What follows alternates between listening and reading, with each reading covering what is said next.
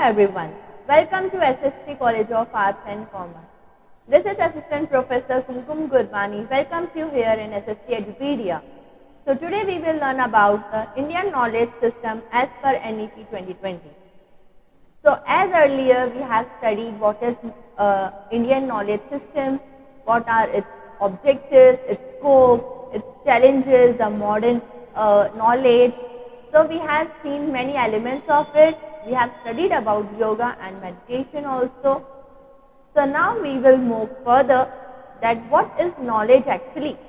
So knowledge is a fact, information, skills acquired through experience or education, the theoretical or a practical understanding of a subject. The fact or condition of knowing something with familiarity gained through experience or association. This is given by the Merriam-Webster dictionary. So what is knowledge and what is now? How we should come to know? So do we create a knowledge? Yes, sometimes we create a knowledge, but sometimes we are able to understand from someone else. When someone teaches us, that we will come to know about what is actually knowledge. So you wanted to see? Yes. Now there is a picture given here in which the professor is providing knowledge, that is weight of subject plus walking speed, everything. Whatever we have to gain, we can gain our knowledge by learning and by listening, by watching. So yes, now here some of the pictures are given, like pickle, turmeric, agriculture. These are the main elements of our India. The pickle is most famous here in India, and it is most being eaten in India. And then turmeric, it is a antiseptic, and then agriculture, which is a major part of our India. Mostly the commerce taken place from India.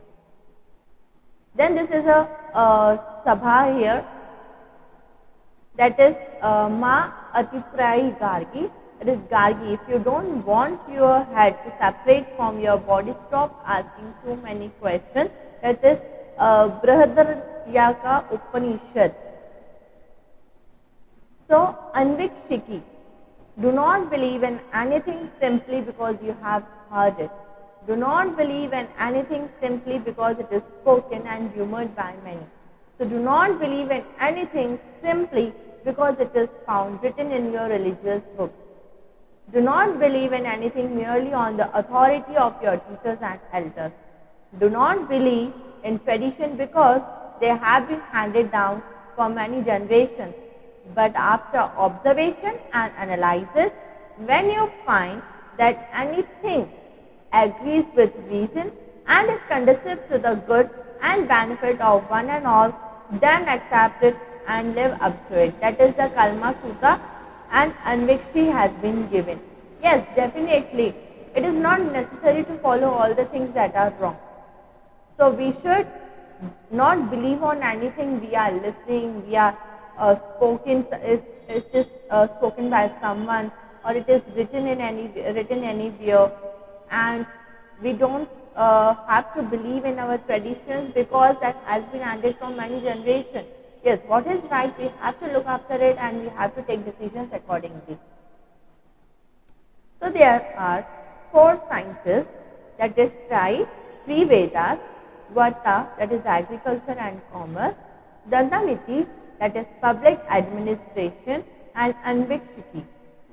So these are the 4 sciences, and now already we have studied about the Anvikshiki, what it says.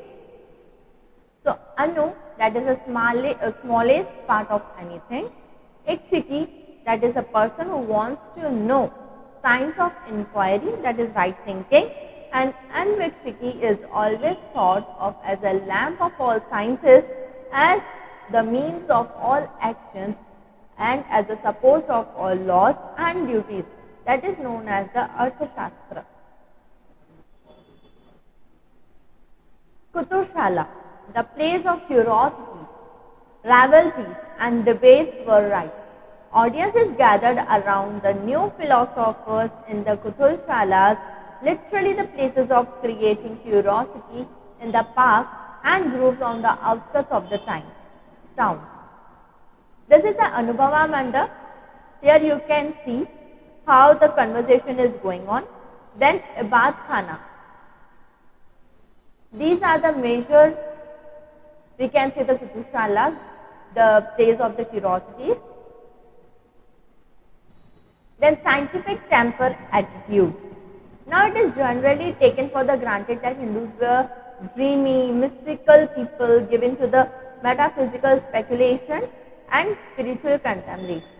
So due credit is no doubt assigned to them for the production of such priceless treasures as the Upanishads, the sixth system of philosophy, including the abstruse Samkhya and the Gita, with the transcendental teachings. But the fact that the Hindus had very large hand in the cultivation of the experiential sciences is hardly known in these days. So here are some of the attributes of the scientific temper you can see, that is perseverance, critical thinking, logical thinking, and respect for elders, objectivity. So here symptoms. So these are some of the scientific temper you can see here. Then consolidation of caste-based society. There is a consolidation of caste-based society, no question to existing knowledge. Spiritualistic approaches are there. So they have taken the greatest possible care to withhold it from man of another caste among their own people, still much more of course from any foreigner. So according to their belief, there is no country on earth but theirs, no other race of man but theirs, and no created beings besides them have any knowledge or science whatsoever. So their haughtiness is such that if you tell them of any science or a scholar in Khorasan and Persian, they will think you to be both ignominious and a liar. If they traveled and mixed with other nations, they would soon change their mind, for their ancestors were not as narrow-minded as the present generation. So one of these scholars, Varamihra, in a passage where he calls on the people to honor life, like Brahman says, the Greeks through impure must be honored, since they were trained in sciences and therein excelled over others. In former times, the Hindus used to acknowledge that the progress of science due to the Greeks is much more important than that which is due to themselves. So it is important to follow these traditions. And next, in our Indian knowledge system, there are many things we have to study. That is our first Upanishads, the Sabhas, the Guru Shishya Parampara, yoga and meditation, about sports, about the architecture, and about our alchemy, our traditions, our dance forms, and also yoga and meditation, what are the asanas were there to be performed earlier. And next is our how the games have been introduced, what are the sports to be played earlier, and our food, our traditions, our festivals, our dance forms, our Navratras, and astronomy. There are many things we have to study in IKS. So that's for all. Thank you so much.